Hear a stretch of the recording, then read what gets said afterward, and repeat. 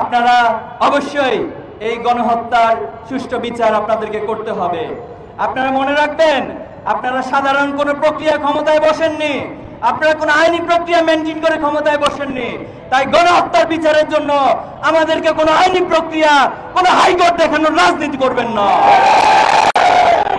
আপনারা অতি দ্রুত এই গণহত্যার কার্যকর এবং দৃশ্যমান বিচার ব্যবস্থা আপনাদেরকে করতে হবে। আসসালামু আলাইকুম রহমতুল্লাহ। সুপ্রিয় দর্শক, আজকে 6 মে 2025। গতকাল গেছে মে মাসের 5 তারিখ। ভয়াল সেই শাপলা চত্বর দিবস গেছে। শাপলা চত্বরে যে গণহত্যা করা হয়েছিল সেই দিবস গেছে। তো দেখলাম যে গতকালকে ছাত্র শিবিরেরা একটা আয়োজন করেছে, মানব প্রাচীর করেছে, শাপলা চত্বরে প্রতিবাদী সভা করেছে। তো এই বিষয়টা নিয়ে কিছুটা বিতর্ক উঠেছে সোশ্যাল মিডিয়ায়, ইসলামপন্থীদের মাঝে। তো বিষয়টা হলো কি, শাপলা চত্বরে যে গণহত্যা চালানো হয়েছে সেটা 12 বছর পর এসে 93 জনের তালিকা প্রকাশ করেছে হেফাজত অফিসিয়ালি। আপনারা সংখ্যাটা মনে রাখবেন, 93 জন। ওই একই সময়ের ঘটনা 93 জনের তালিকা প্রকাশ করেছে, সেটা নিয়ে প্রতিবাদ করেছে জামাত শিবির। জামাতে ইসলামেরও যে কোনো প্রোগ্রামে দেখবেন যে হেফাজত নিয়ে কথা বলা হয়, গণহত্যা করা হয়েছে। সংখ্যাটা আবার মনে করে দিচ্ছি, 93 জনের তালিকা প্রকাশ করেছে। এটা নিয়ে বিভিন্ন গণমাধ্যমে নিউজ হয়েছে, আপনারা এই পাশে দেখতেও পাচ্ছেন। তো এটা নিয়ে ছাত্র শিবির মানববন্ধন করেছে, মানব প্রাচীর করেছে, প্রতিবাদী সভা করেছে।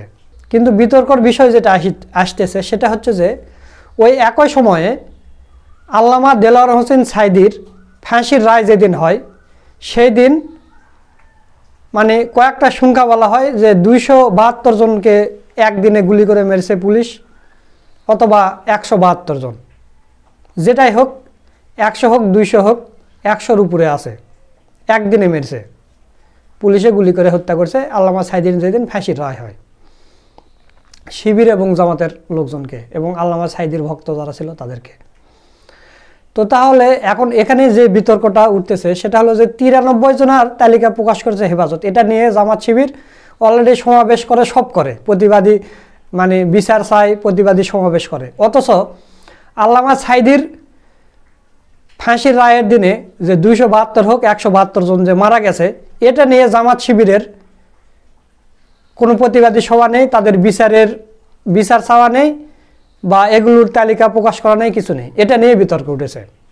তো প্রিয় দর্শক, এটা আমার কথা নয়, আমি এই বিষয়গুলো উপস্থাপনা করতেছি। এটা নিয়ে কিন্তু সোশ্যাল মিডিয়া তোলপাড় হয়ে গেছে। তো দর্শক, আপনারাই বলেন, 172-ই ধরলাম যে 172 জনকে গুলি করে মেরেছে পুলিশ, এটার কি বিচার হওয়া উচিত না? বা এটা নিয়ে প্রতিবাদ করা উচিত না জামাত শিবিরদের? অবশ্যই করা উচিত। তো সেইভাবে আমরা জোরালোভাবে দেখি না, বা নিউজও হয় না এগুলো নিয়ে। নিউজ হলে তো আমরা কথা বলতাম। তো এই বিষয় নিয়ে গুরুত্বপূর্ণ আলোচনা করছেন আমাদের বড় ভাই মোহাম্মদ সোলাইমান। আপনারা ভিডিওটা দেখলেই পুরো বিষয়টা ক্লিয়ার হয়ে যাবেন। তো দর্শক, বেশি দেরি না করে চলুন আমরা সোলাইমান ভাইয়ের ভিডিওটা আগে দেখে আসি। 12 বছর পর হেফাজত একটা গুরুত্বপূর্ণ কাজ করলো, তার একটা তালিকা প্রকাশ করেছে 5 মে 2013 সালের ঘটনায়। 13 সাল, 13 আর 10 23 আর 2 25, এর মানে 12 বছর পর তারা তালিকা প্রকাশ করলো। তো এই 12 বছর কেন তালিকা প্রকাশ করতে পারলো না, এই প্রশ্নটা সামনে আসছে। একই সাথে আর একটা প্রশ্ন ব্যাপকভাবে আলোচিত হচ্ছে যে জামাত এবং শিবির এই হেফাজতের 5 মে এবং আল্লামা সাঈদীর বিরুদ্ধে যে ফাঁসির রায়, সেই রায়ের প্রতিবাদে জনগণের বিক্ষোভের বিরুদ্ধে যে গণহত্যা 28 ফেব্রুয়ারি, সেই বিষয়ে জামাত শিবির ভুল রাজনীতি করছে। কারণ এই 5 মে বিষয়ে জামাতের শিবিরের কর্মসূচি আছে, শিবির কর্মসূচি দিয়েছে, দেশব্যাপী পালন করছে। 5 মে নিয়ে আমিরে জামাত বক্তব্য দেন, জামাতের শীর্ষ নেতারা বক্তব্য দেন, কিন্তু হেফাজতের দাবি অনুযায়ী 5 মে 93 জনের তালিকা তারা প্রকাশ করলো। যদিও কথিত ছিল যে 5000 6000 অমুক তমুক নানান কিছু, অধিকার বলেছিল 63 জন। যাই হোক, হেফাজত এবার 93 জন বললো, আমরা ধরে নিলাম 93 জন, অথবা 100ই ধরলাম। কিন্তু 28 ফেব্রুয়ারি আল্লামা সাঈদীর বিরুদ্ধে রায়ের প্রতিবাদে যে মিছিল, তার বিরুদ্ধে যে গণহত্যা হাসিনার, সেখানে এই 93 জনের চাইতে কয়েক গুণ বেশি মানুষ হত্যাকাণ্ডের শিকার হয়েছে। এটা এই সরকারের প্রেস সচিবও স্বীকার করেছে। আপনি অনেকগুলো ঘটনা, আপনি শাপলা বলেন, মাওলানা সাঈদীর ভার্ডিকের পরের দিন দেখেন, হ্যাঁ, আপনি যে সবাই একদিক দিয়ে মানুষ মারছে, কিন্তু হাসি ঠাট্টা হচ্ছে কি এই চাঁদে সাঈদীকে দেখা গেছে। আপনার পুরো অ্যাটেনশন ওইদিকে নিয়ে এইদিকে যে 160 জনের মতো লোককে রাইফেলের গুলি করে মারা হয়েছে, ভয়াবহ একটা হত্যাকাণ্ড ছিল। সে 28শে ফেব্রুয়ারিকে কেন্দ্র করে জামাতের বা শিবির প্রোগ্রাম কি ছিল? হেফাজতের গণহত্যার চাইতে অনেক বড় গণহত্যা ছিল। এটা দেশব্যাপী চালানো হয়েছে, যেটা চোখের সামনে, যেটা স্পষ্ট, যেটা নিয়ে কোনো বিতর্ক নেই। আর এটা নিয়ে বিতর্ক আছে যে কতজন। অবশেষে আমরা জানলাম যে 93 জন, বা আরো হয়তো বা 12। কিন্তু আল্লামা সাঈদীর ওই দিনে কতজন?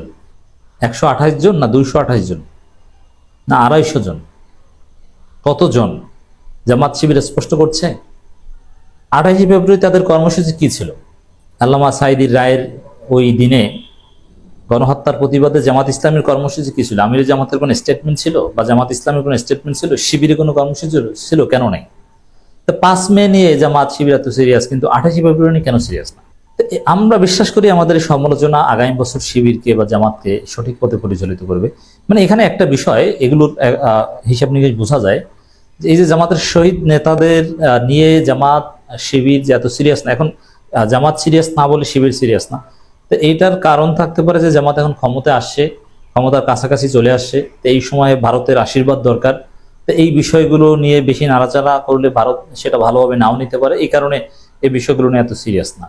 এছাড়া অন্য কোনো কারণ থাকতে পারে না। আর একটা কথা স্পষ্ট, যে ভারতের আশীর্বাদের চিন্তা যদি কেউ করে থাকে, এই জন্য 28শে ফেব্রুয়ারিকে যদি গুরুত্ব দেওয়া না হয়, সেটা জামাতের জন্য আত্মবিনাশী হবে।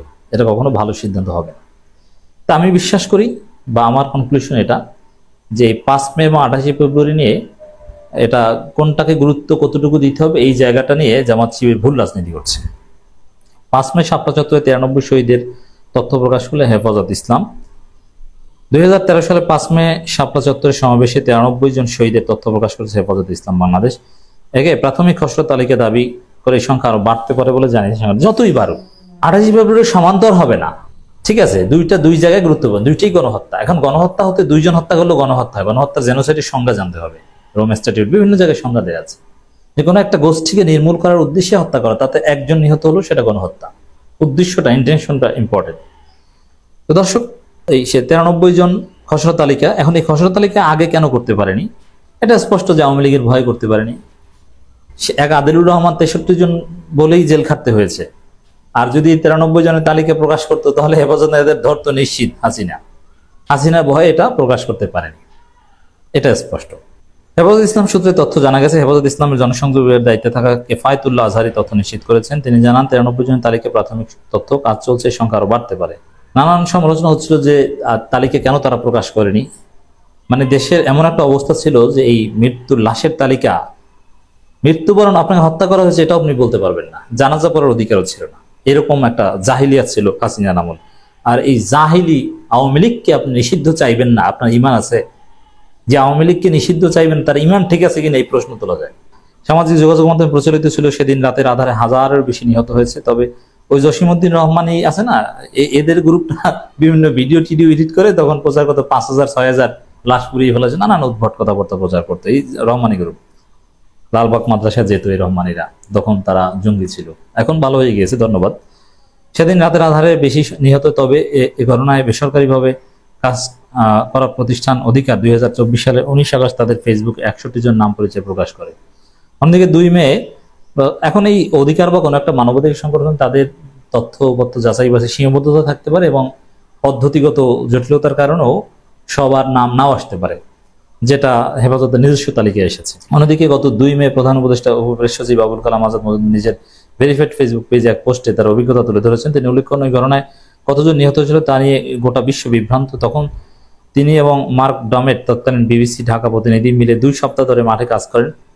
তাদের অনুসন্ধানে দেখা যায় 506 মে সহিংসতা অন্তত 58 জন নিহত হয়, যার মধ্যে 7 জন ছিল নিরাপত্তা বাহিনীর সদস্য।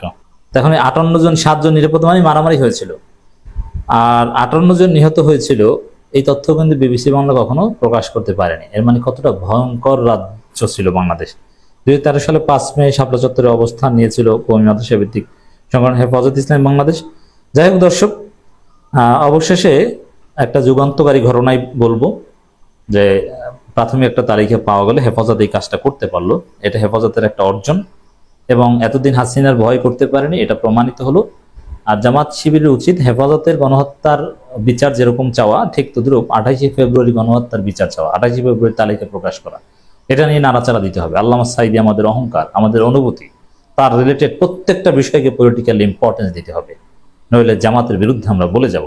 সুপ্রিয় দর্শক, আপনারা সোলাইমান ভাইয়ের ভিডিওটা দেখলেন, আশা করছি আপনারা বিষয়টা বুঝতে পেরেছেন যে হেফাজতের যদি 93 জন লোক মারা যায় সেটা নিয়ে আপনারা প্রতিবাদ করতেছেন। মানে শিবিরেরা গতকালকে প্রতিবাদী সমাবেশ করেছে, মানব পাচার করেছে, সেটা নিয়ে আপনারা প্রতিবাদ করেছেন, ঠিক আছে, ভালো জিনিস সেটা। কিন্তু আপনাদের নিজেদের 100-র উপর লোক মারা গেল বা 200-র উপর লোক মারা গেল, এটা নিয়ে আপনাদের প্রতিবাদ নেই কেন, প্রতিবাদী সভা নেই কেন, বা কোনো এরকম দিবস নেই কেন? আপনাদের সংখ্যা তো বেশি, মৃত্যুর সংখ্যা তো বেশি, আল্লামা সাঈদীর রায়ের দিনের মৃত্যুর সংখ্যা তো বেশি। 93 নিয়ে আপনারা লাফালাফি করতেছেন হেফাজতের মৃত্যু নিয়ে, অথচ আপনাদের নিজেদের মধ্যে 200-র অধিক মারা গেল, আপনারা কেন দিবস পালন করতেছেন না বা এদের মানে বিচার যাচ্ছেন না? এটাই হচ্ছে মূল বিষয়। তো সব মিলে আজকের এই ভিডিওটা আপনাদের কাছে কেমন লেগেছে তা অবশ্যই কমেন্ট করে জানিয়ে দেবেন এবং এই ভিডিও সম্পর্কে আপনাদের মূল্যবান মতামতটাও কমেন্ট করে জানিয়ে দেবেন।